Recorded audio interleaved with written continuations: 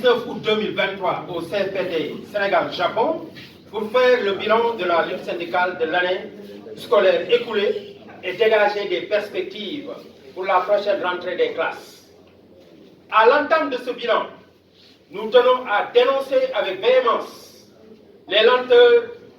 notées dans la mise en œuvre des engagements du gouvernement, portant notamment sur la révision du statut des décisionnaires, la formation diplômante des enseignants, la mise à disposition des prêts au logement et des parcelles, ainsi que les réformes dans le cadre de la formation professionnelle et technique. En ce qui concerne la révision des statuts des décisionnaires, au sortir de la rencontre technique du 26 juillet 2023, le ministère de la fonction publique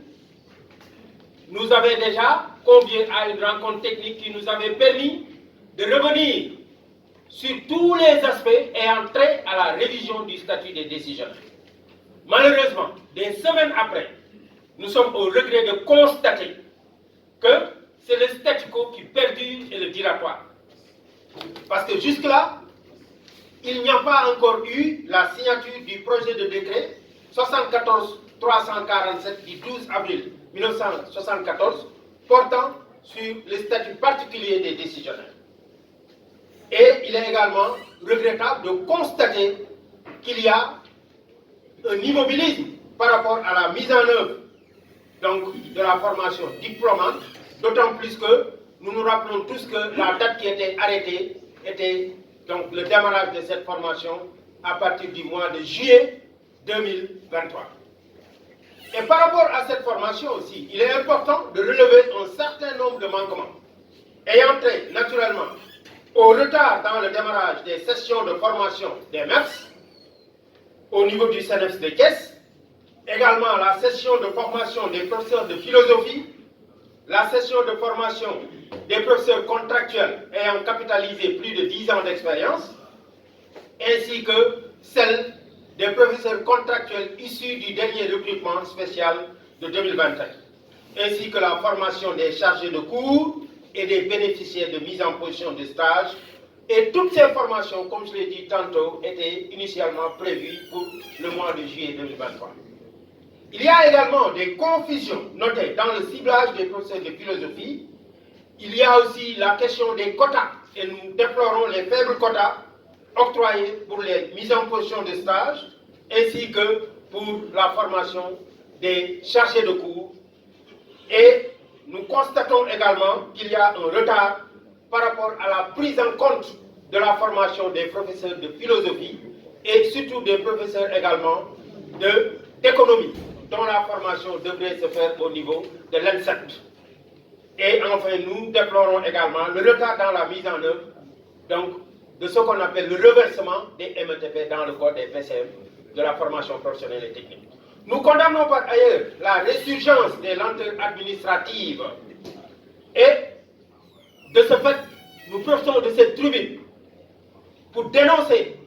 ce que nous avons constaté par rapport à l'utilisation des bureaux relais qui ne répondent plus aujourd'hui aux attentes des enseignants des régions du Sénégal. D'autant plus que des restrictions ont été opérées sur les habilitations qui leur permettaient au début de pouvoir générer ce qu'on appelle des projets d'avancement, ce qui ne se fait plus. Et il s'y ajoute maintenant des restrictions relatives au dépôt des dossiers aujourd'hui qui ne se fait que par voie administrative et hiérarchique. Et face à toutes ces tentatives de limitation de ces droits que nous considérons comme étant des droits acquis du mouvement syndical enseignant, nous exigeons du gouvernement du Sénégal que des solutions urgentes soient apportées. Et pour nous, nous souhaiterions déjà, par rapport à cette formation au niveau de la FASTEF, qu'il n'y ait aucune forme d'exclusion, que toutes les cibles qui ont été identifiées dans le cadre de l'accord qui a été stabilisé avec le gouvernement du Sénégal puissent bénéficier donc de cette formation qui est un droit consacré par la loi 6133 du 15 juin 1961. Nous en profitons également pour demander à ce que,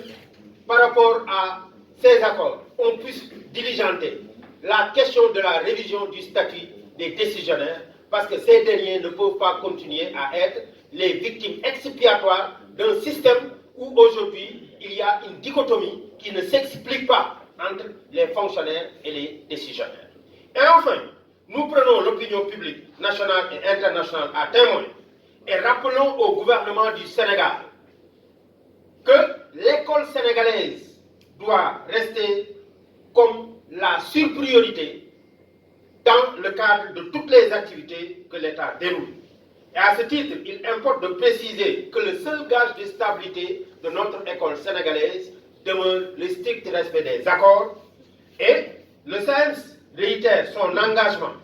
et sa détermination à porter le combat pour le progrès social au Sénégal. Et à ce titre-là, nous avions pris devant les autorités l'engagement, si le gouvernement respecte naturellement donc ces accords-là, de mettre à profit les vacances pour qu'on puisse procéder à l'appurement de ce passé social. Et si le gouvernement ne le fait pas naturellement, tout le monde peut s'attendre à ce qu'il y ait des perturbations graves dans le système éducatif sénégalais dès l'entame de l'année scolaire 2023-2024, parce que le SAEMS n'acceptera pas qu'on puisse encore alourdir le passif social, alors que notre mission est de lutter pour le progrès social dans notre pays. Donc, à bon entendeur, salut.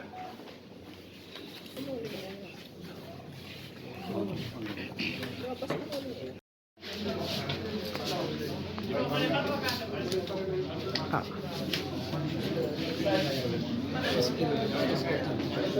Madame dañ leen bëgg